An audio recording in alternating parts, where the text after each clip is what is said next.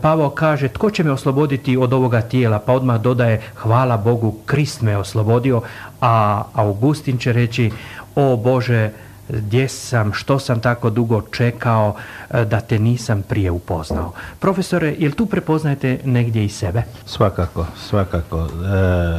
Mislim da se sjećam jednog svetog Pavla, kad je rekao, želim činiti dobro, a činim zlo. Ostoji taj dvostruki zakon u sebi. U Rimljanima, da. Za tome koliko je svaki čovjek u životu, misleći da čini dobro, činio zlo. I činit će, ukoliko nema nekih trajnih kriterija, vrijednosti, a to bez vjere, bez religije nije moguće. Prema tome, bez 10 zapovjedi Božji, suvremeni čovjek nema orijentaciju. Nema stabilne točke na bazi kojih bi mogao odrediti svoj odnos prema samom sebi, kao čovjeku, odnos prema drugim ljudima i odnos prema Bogu. I u tom smislu je bezbožstvo izvor svih zala, šta god ateisti mislili, i komunizam je ateistička religija, kao i globalizam, taj ateistički hedonizam. Također je ateistička religija u kojoj oni pokušavaju umjesto Boga kao ljubavi, kao sustava vrijednosti, kao nečega što rješava problem najvećeg zla. Mene je, neke knjige su mi značine puno u životu. Nekad sam ja u knjigama našao odgonetku nekih svojih traženja i pitanja. To je moj taj specifični put.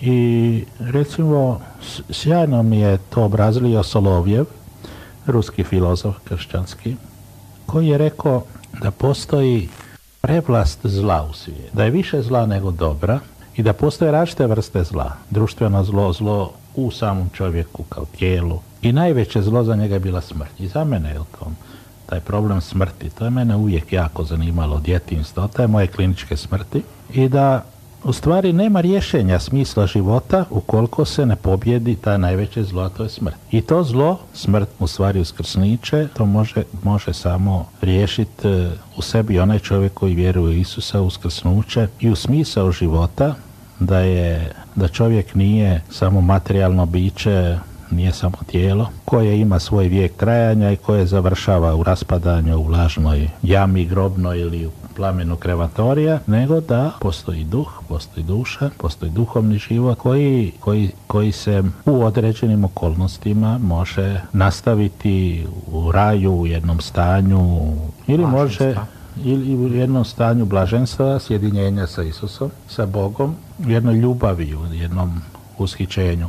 Čitao sam još jednog, sad se ne mogu sjetiti, mislim da je Huxley to bio, koji je u svom eseju Raj i pakao ili Pakao i raj, nikad naslove dobro ne zapamtim, govorio o stanju duše, eksperimentirao je sa meskalinom, to je jedna droga, u stanju duše čovjeka u trenutku smrti, kliničke smrti. I onda je otkrio da je ta smrt za one koji su bili pripremljeni za nju, koji su živjeli pomireni sami sa sobom. Mirne savjesti. Da je ona bila to veliko svjetlo, jedno blaženstvo, da su doživjeli smrt kao nešto lijepo, kao to svjetlo, kao blaženstvo. I smrt oni koji su bili u jednom sukobu sa sobom i društvom, zločinci, loši ljudi, nemirne savjesti, zle savjesti, da su smrt doživljali kao pakao. I onda sam si ja pisao i razmišljao, ne znam da li sam u pravu, rekao pa zato je bit svih religija u stvari je priprema čovjeka za smrt, priprema čovjeka da umre miran, pomiren sa sobom i s drugim ljudima, okružen svojim bližnjima, ljudima koji ih vole, da se ispovijedi, da ima mirnu savjest i da kraj njega budu oni kojima je on dao svoju ljubav i koji će i njega voljeti i onda kad umre. Na tome cijeli smisao života u stvari priprema za smrt, koliko god to izgleda ovako malo neobično, jer smrt je rješenje smisla života. Ako ateist je uvjeren da je smrt kraj svega, onda svaki život je neuspješan život. Tu ću vas kratko malo prekinuti i pitati, evo u onom razdoblju kad ste vi za sebe mogli reći, evo ja ne vjerujem, ja sam ateist. Jeste li tada kada razmišljali o smrti? Ako jeste, kako ste onda doživjeli, sa strahom? Sa strahom, apsolutno sa strahom, sa zebnjom, s nemirom. I rekao sam, to ipak ne može biti tako. Ja? Kad bi umro otac, prva osoba koju sam ja beskrajno volio i on mene bio je moj otac. On je teško umirao, imao je rak na kičmi, bio je nepokretan, molio je da ga mu nešto damo, da ne može više izdržati. Ja sam sjedio kraj njega, dobio je morfij i držao sam ga za ruku. To je značilo puno. I ta moja ljubav i njegova ljubav prema meni, on je mene lagao kako će on ozdraviti. Ja sam se pravio da isto znam da će ostaviti. Jedan drugi smo znali da mu nema spasa. I ja sam njega držao za ruku i tad se događalo čudo. Dok ga ja držim za ruku, ništa ga ni bolilo. Čim pustite ruku boli. Da, nakon njegove smrti ja sam uvijek svoju ruku doživljavao kao njegovu ruku. Ja. I kad sam uspio, nakon njegove smrti, kad sam uspostavio taj kontakt, duhovni kontakt, ljubavi, iskren kontakt u Notre Damu i kasnije, onda sam ja shvatio da moj otac nije postao samo. To je to nešto više nešto više. Da postoji nešto više što ja ne mogu razumom do kraja dokučiti, ali sam isto tako shvatio da je upravo to u meni što se stvorilo i što postoji. Mislim da sam uvijek bio dobar čovjek i osjećajan čovjek, ali sada se stvorio neki novi kvalitet, jer upravo to, ta ljubav potreba za ljubavlju, za dobrotom, za iskrenošću, za duhovnošću, to je za mene najveći dokaz da Bog postoji. Jer otkud ta potreba? Da. Ne može ona biti proizvod nekih materijalnih odnosa, kemijskih elemenata i tako dalje. Prema tome, to potreba, ljubav za domovinu, žrtvovanje čovjeka za drugog čovjeka, za neke ideale, za sreću, dokaz da je čovjek duhovno biće, da on ne može biti, taj naš duševni život ne može biti proizvod i refleksija nekih materijalnih procesa. Da, profesor, kad ovako razmišljate, Bog, Otac, nećemo ulaziti u duboku teologiju, Duh Sveti, Isus Krist. Ma tko je za vas Isus Krist? Kako ste ga vi doživjeli?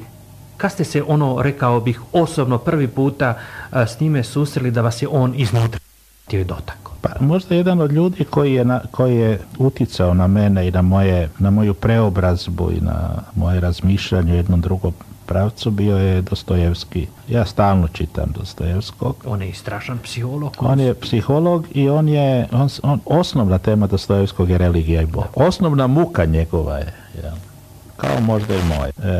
Nije mogao riješiti izvore zla. Nije mogao riješiti otkud toliko zla i zašto Bog ne pomaže onom djetetu koje je razapeto ili onom djetetu koje je tamo zatvoreno od roditelja i natjerano da jede izmet, koje jauče, muči se smrtnim mukama i viče Bogo pomozi, kaže Dostojevski, a Bog ne pomaže.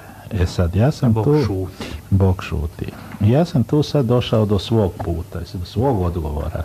Je li on dobar ili nije, ali on je mene zadovoljio.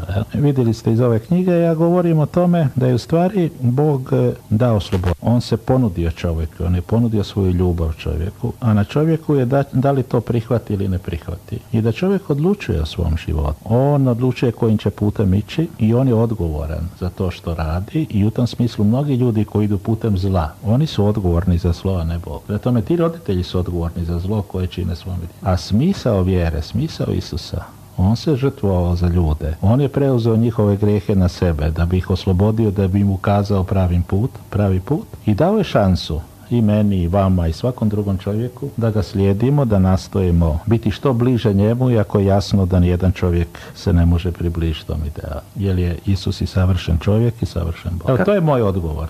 To je moj odgovor, to je moj put. Ja mislim da svaki čovjek ima svoj put. Vjernik se može postati na više načina. Vjernik ljudi postaju jednim životom u obitelji, jednom davanjem, objavom, intuicijom. Različiti su putovi.